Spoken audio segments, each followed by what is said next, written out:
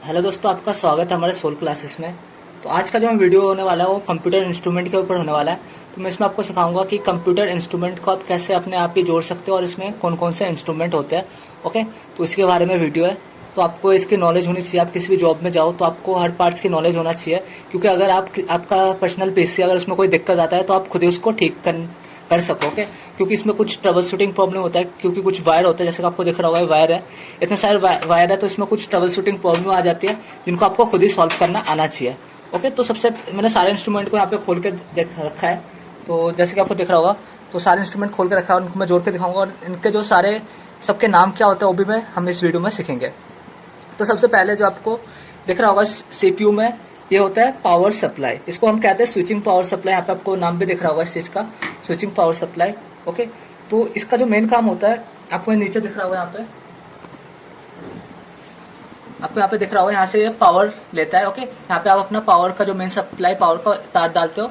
Okay, तो यहाँ से इसका मेन पावर जाता है। तो ये पावर जो है इन वायर के थ्रू सारे जो आपके कंप्यूटर पार्ट्स हैं उन पे जाता है। चाहे यहाँ पे आपको दिख रहा होगा सीडी का जो यहाँ पे आपको डिस्क दिख रहा होगा, तो यहाँ पे आपको सीडी अपना जो डालते हो आगे से, तो इसका आपको यहाँ दिख रहा है। और यहाँ पे आपका जो होता है हार्ड डिस्क होता है, जो मैंने हार्ड डिस्क निकाल रखा है, आपको दिख रहा होगा हार्ड डिस्क निकाल रखा है जो यहाँ पे लगा होता है। ओके, तो इसको जोड़ने से पहले आपको इनका पता होना चाहिए। इसको सबसे पहले तो इस पार्ट से हम स्टार्ट करते हैं। इसको कहते हैं हम स्विचिंग पावर सप्लाई। यहाँ से मेन पावर सप्लाई जाता है, चाहे आप कोई भी पार्ट्स में हो। इस पार्ट्स को सीडी को भी इसी से पावर मिलता है, चाहे आप हार्ड डिस्क की बात करो, हार्ड डिस्क को भी इसी स्विचिंग पावर सप्लाई से पावर मिलता है, चाहे मदरबोर्ड हो, मदरबोर्ड को भी इसी से पावर मिलता है। अब पावर जो इन वायर दिख रहा होगा आपको, इतने सारे वायर है, इन्हीं वायर के थ्रू ये सारे पावर इनमें जाते हैं।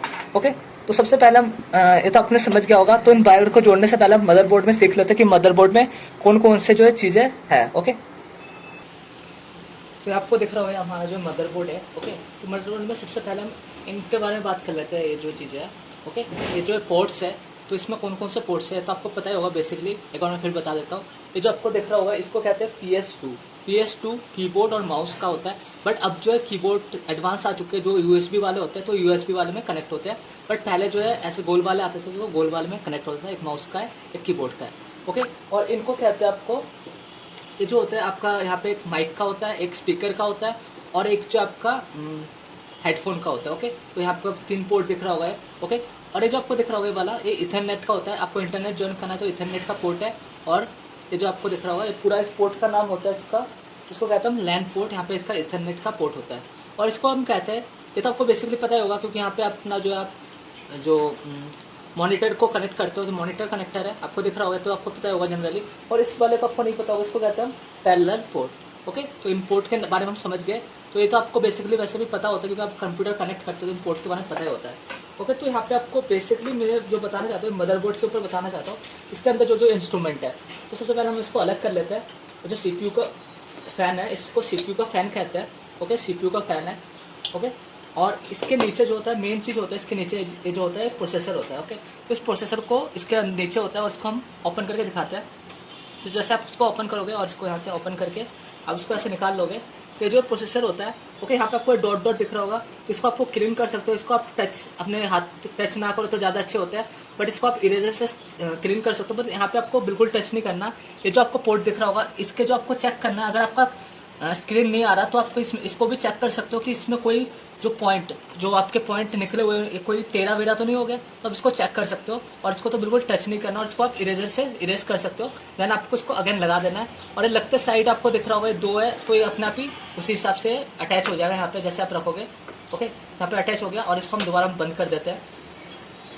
तो ये तो हो गया प्रोसेसर। इसका काम क्या होता है बेसिकली, इसका काम होता है आप कोई भी इनपुट लिखते हो, वो सबसे पहले इसके पास आता है, और देन ये जो बताता है कि हमें इसको मॉनिटर पे भेजना। आप कीबोर्ड से इनपुट लिख रहे हो, देन प्रोसेसर पे आता है, प्रोसेसर इसको बताता है कि हमें इसको मॉनिटर पे शो कराना। और ये इन अ सेकंड के मतलब लाइट की स्पीड से जाता है, और लाइट की स्पीड पे आप जैसे लिखते हो वैसे आपके मॉनिटर में शो हो जाता है। तो प्रोसेसर इसको हम ब्रेन भी कहते हैं सीपीयू का।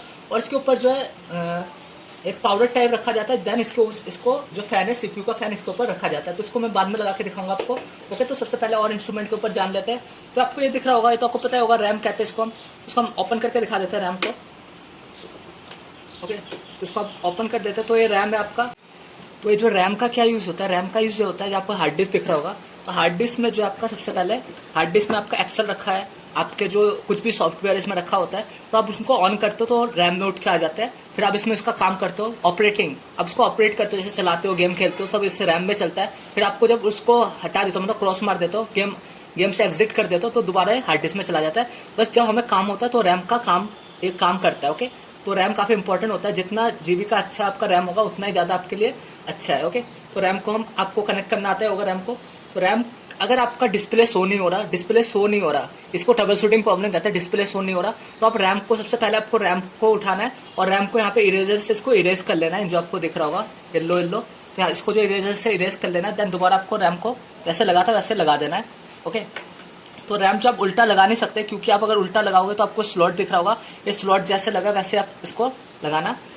देन यहाँ पे इसको जोर से क्लिक करना और यहाँ से भी क्लिक करना, तो ये अटैच हो जाएगा। रैम आपका अटैच हो चुका है, प्रोसेसर आप सीख चुके हो, आप ये सारे पॉइंट सीख चुके हो।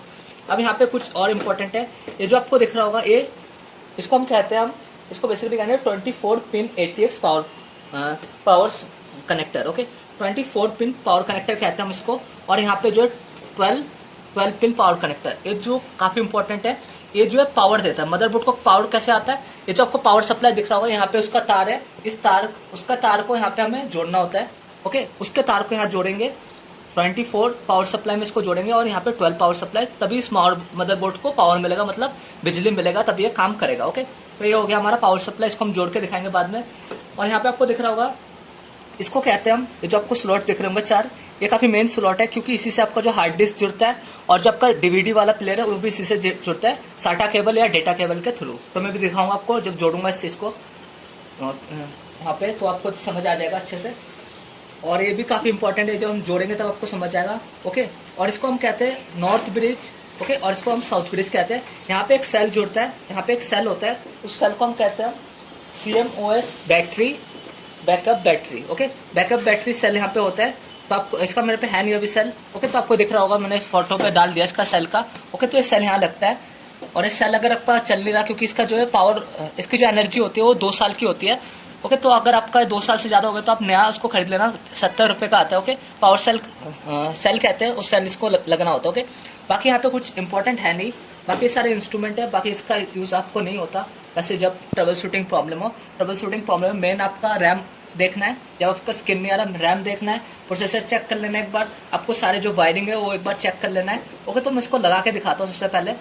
ओके, तो सबसे पहले जो यहाँ पे आपको फैन को, जो आपको दिख रहा होगा, उस फैन को जोड़ना होता है यहाँ पे। तो फैन को बिल्कुल सही से जोड़ना होगा। ओके, यहाँ पे फैन अगर सही से अटैच होगा तभी ये काम करेगा, वरना आपका जो स्क्रीन बिल्कुल नहीं आने वाला। ओके, फैन जोड़ने से पहले मैंने बता दिया, इसके ऊपर एक पाउडर टाइप लगता है ताकि इसको हीट ना हो जाता है, इसलिए इसके ऊपर पाउडर, या फिर इसके नीचे भी आपको दिख रहा होगा पाउडर टाइप होता है, तो या पाउडर आ जाता है। अगर आपके पास नहीं है तो लगा सकते हो पाउडर। देन आप इसको जोड़ते हैं ऐसे, तो सबसे पहले जोड़ लेते हैं एक बार।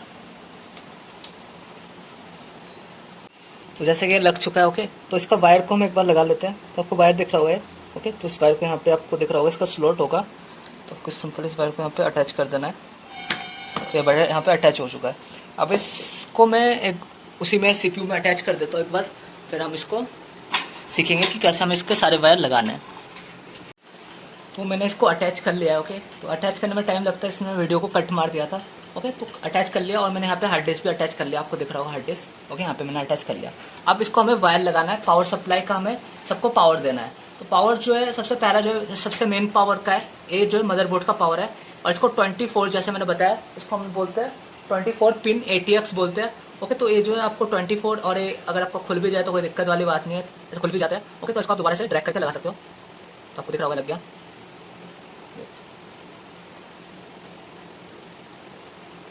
ओके, तो ये लग गया। देन हम इसको इसमें अटैच करना है, आपको देखना होगा, ये ध्यान से लगाना, क्योंकि इसके वजह से भी जो double shooting problem, screen show नहीं होता, इसके वजह से भी होता है। तो आप इन तारों को सही से लगाना होगा आपको, और जैसे इसको आप सही से लगाओगे तो आपको अंदर चला जाएगा और अपने आप ही अटैच हो जाएगा आपके मदरबोर्ड के साथ। ओके, तो इसको सबसे मेन होता है 24 का होता है।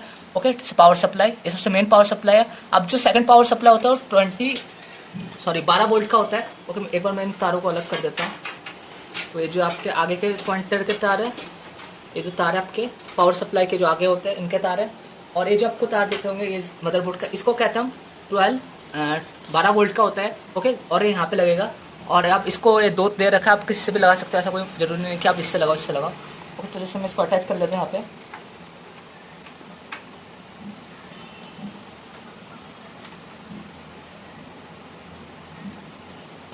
तो यहाँ पे दिख रहा होगा ये अटैच हो चुका है। ओके, तो ऐसे आपको इसको अटैच करना है। ओके, तो जैसे अटैच हो जाएगा तो यहाँ पे जो दो वायर लग चुके हैं, दो मेन वायर लग चुके हैं, और इसको हम कहते हैं साटा केबल। साटा केबल एक ए है और एक ए, आपको दिख रहा होगा दो साटा केबल होते हैं। ओके ओके, दो साटा केबल होता है।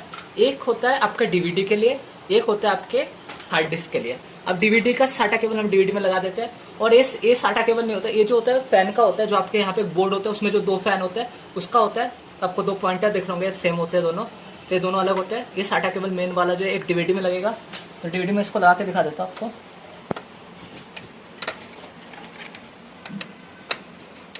यहाँ पे सिंपल इसको तो जैसे कि लग चुका है डीवीडी में एक साटा केबल, और दूसरा साटा केबल हम यहाँ पे लगा देते हैं। यहाँ पे आपको दो साटा केबल दिख रहे होंगे, ये दो होता है आपके, अगर दो हार्ड डिस्क है तो दोनों हार्ड डिस्क में लगाने के लिए होता है। तो मेरे पे अभी एक ही है, मैं एक बार लगा देता हूँ इस हार्ड डिस्क में। तो अगर एक साइड से नहीं घुस रहा तो आप उल्टा घुमा के भी इसको लगा सकते हो, जैसे कि लग चुका है यहाँ पे। ओके, तो अगर आपके पास दूसरा हार्ड डिस्क है तो उसमें भी आप लगा सकते हो ये साटा केबल। अब साटा केबल के बाद होता है, ये तो हो गया पावर सप्लाई के लिए, ये जो इसको पावर दे रहा है, इसको पावर दे रहा है, और मेन जो है मदरबोर्ड को पावर का कनेक्ट कर दिया आपने। और एक होता है डेटा केबल, जो आता है आपका रेड कलर का होता है, डेटा केबल होता है। ओके, देखो साटा केबल डेटा केबल कुछ भी कह सकते हैं। ओके, तो ये कनेक्ट होता है, ये कनेक्ट होता है मदरबोर्ड से यहाँ पे, और एक होता है यहाँ पे। मेरे पे एक ही साटा केबल है, तो मैं दोनों में लगा के दिखा दूंगा आपको। तो सबसे पहले हम इसको यहाँ पे जोड़ना होता है मदरबोर्ड से, तो आपको दिख रहा होगा मदरबोर्ड से जुड़ेगा सबसे पहले। तो मदरबोर्ड में जैसे लग चुका है मदरबोर्ड में, और इसको हम हार्ड डिस्क में दूसरा पॉइंट इसका लगाना होता है, तो दूसरा पॉइंट इसका हार्ड डिस्क में लग चुका है। तो ये जो है हार्ड डिस्क से मदरबोर्ड को जोड़ता है। ओके, अगर आपको हार्ड डिस्क से कोई, जैसे आपने एक्सेल खोला तो इसी वायर के थ्रू एक्सेल आपके रैम पे जाएगा। ओके, तो ये जो है आपको मदरबोर्ड से हार्ड डिस्क को जोड़ता है, और पावर सप्लाई जो मेन साटा केबल जो है पावर सप्लाई दे रहा है और इसको भी दे रहा है। मेरे पे एक ही है, जैसे कि मैंने बोला डेटा केबल, तो मैं इससे इसको भी जोड़ सकता हूँ, मतलब मेरे पे एक ही, अगर दो होता है इसमें। ओके, मेरे पे है नहीं और एक, तो मैं एक से आपको दिखा देता हूँ, तो आप इससे इसको भी जोड़ सकते हो। ओके, तो डीवीडी प्लेयर इतना काम का नहीं, तो आपको मेन तो यही चीज़ होता है, आपका हार्ड डिस्क से जुड़ा होना चाहिए। ओके, तो मैं इसको हार्ड डिस्क से जोड़ देता हूँ, तो हार्ड डिस्क से जुड़ चुका है। अब ये मेन काम यहाँ पे खत्म हो चुका है। अब जो आते हैं इन तारों का, ये जो तार आपको दिख रहे होंगे, सबसे पहले होता है यूएसबी के, जो आगे का यूएसबी है उसका तार है, और यहाँ पे आपको दिख रहा होगा यूएसबी 1 होगा, यहाँ पे यूएसबी 2 होगा। यहाँ पे सिंपल इसको लगा देना है, मैं यहाँ पे इसको लगा देता हूँ, वेट।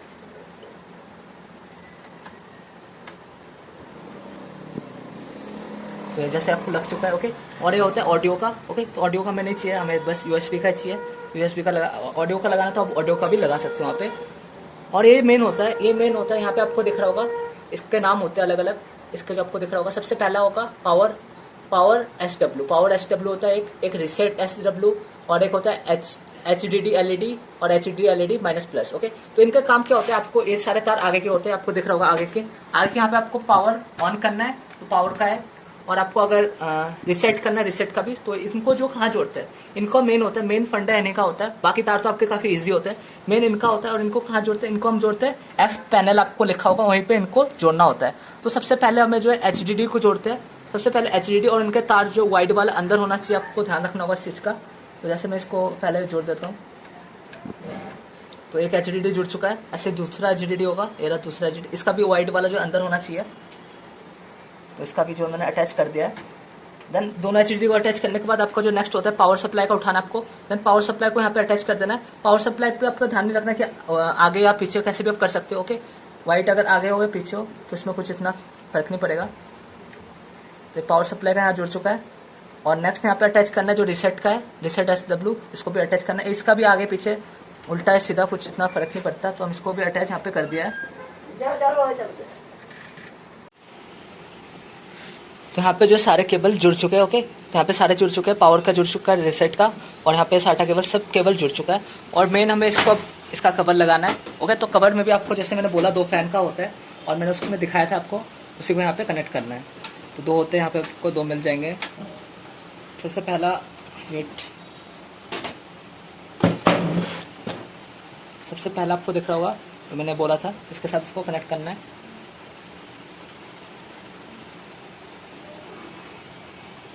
तो यहाँ पे कनेक्ट हो चुका है, और दूसरा भी यहाँ पे कनेक्ट कर दिया, दूसरा हो गया। ये तो दूसरा, ओके, ये दूसरा से कनेक्ट हो जाएगा। तो दोनों यहाँ पे कनेक्ट हो चुके हैं, आपको दिख रहा होगा। ये दोनों फैन का है और सिंपली हमें इसको क्लोज कर देना। तो सिंपल इसको क्लोज मार देना है।